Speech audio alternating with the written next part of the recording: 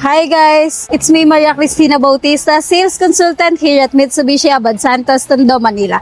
For today's video, magko-quick review tayo ng ating 2026 Xpander Cross Automatic. So tara! So ayun guys, nandito na tayo sa harap ng ating 2026 Xpander Cross Automatic. Unahin natin sa ating windshield. Gumagamit tayo dito ng green laminated windshield with insulated sounds technology. So nagbibigay ito ng better sound sa loob ng cabin natin dahil nalilesen natin yung ingay na nanggagaling sa labas.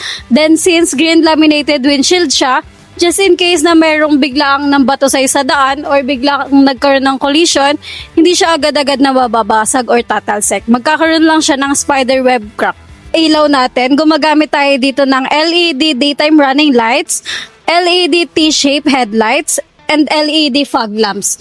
So, lahat ng ilaw natin is naka-LED na, nagbibigay ito ng better visibility even sa low light condition.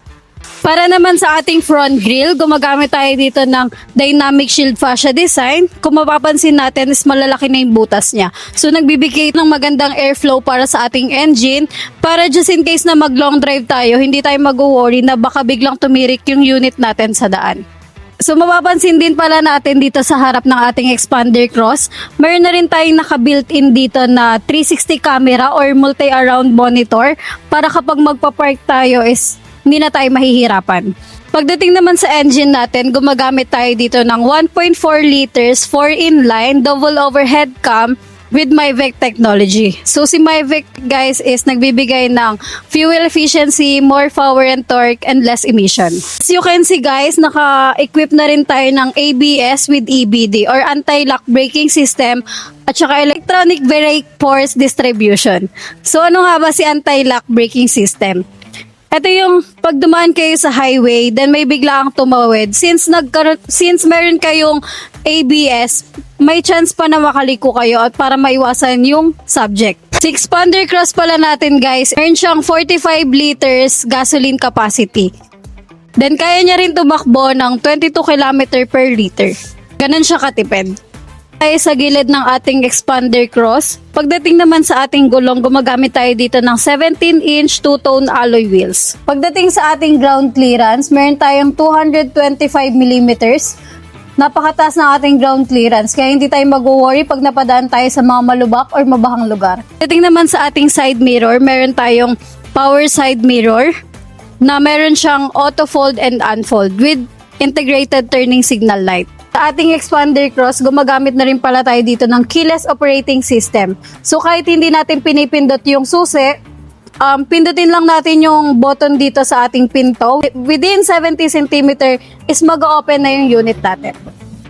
Dito pala sa driver side, makikita yung central door lock. So meron ditong lock, panlock ng pinto, panlock sa lahat ng pinto at pag-unlock ng lahat ng pinto. Meron na rin ditong button para ma-unlock, para ma-lock natin yung mga bintana natin. Andito na rin yung control kung aling bintana yung gusto mong ibaba or isara.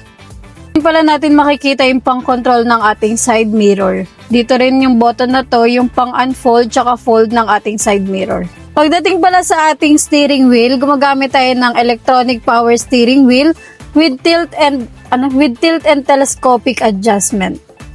So, pwede natin siyang i-adjust.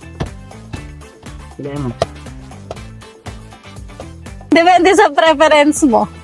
Nandito tayo sa ating driver side. Mapapansin natin, gumagamit na tayo dito ng 3-spoke leather wrap with hands-free mode. So, meron na rin tayo ditong pang-control sa multimedia natin.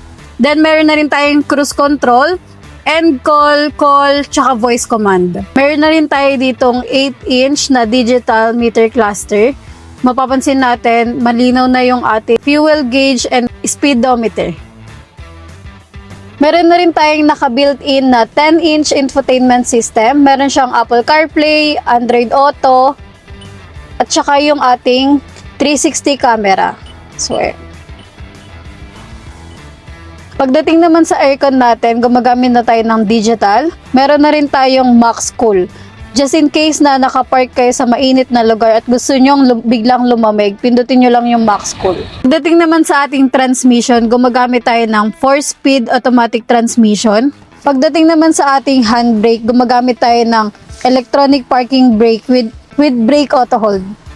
Sa ating expander cross, meron na rin tayong armrest and 2 cup holder with console box. Dating naman sa likod ng ating expander cross, meron na tayong fin type antenna. Nagbibigay ito ng better signal sa loob ng cabin natin. Meron tayong spoiler, brake light, rear defogger, rear wiper, at ang ating taillights. At ang ating taillights, gumagamit tayo dito ng LED. So, nagbibigay ito ng additional visibility sa kapwa driver natin. So, ayun lang para sa ating 2026 Expander Cross Automatic. I-update ko na rin kayo sa latest promo ni Mitsubishi. Unahin natin ang ating Expander Cross. Naka-promo pa rin siya ng 0 down payment, free 1 month amortization or pay after 75 days. At pag sa akin ka kumuha, bibigyan kita ng worth 30,000 na car accessories. At para naman sa ating L300 FB Dual Aircon, naka-promo tayo ng 0 down payment, free 2 months amortization or pay after 100 days. At pag sa akin ka kumuha, bibigyan kita ng free LTF RB assistance.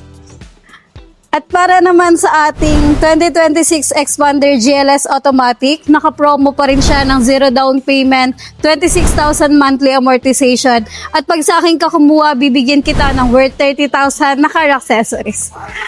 At para naman sa ating Mirage G4, naka-promo tayo ng 5,000 all-in down payment and 16,000 monthly amortization. Para naman sa ating 2026 Montero Sports GLX manual transmission, naka-promo siya ng 0 down payment and 40,000 worth of exclusive freebies na pwede natin i-upgrade into Black Series looks.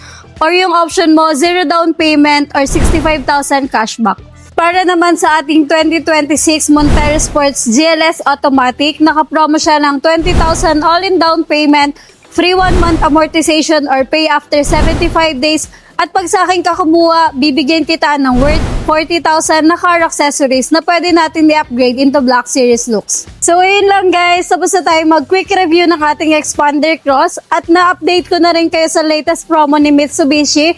Kung mapapansin nyo guys, sobrang daming unit dito sa likod ko. Today is March 26, 2026. Sila po yung nakaschedule ng release ngayong araw. So mapapansin natin, sobrang daming release dahil sa sobrang daming offer ni Mitsubishi Abad Santos.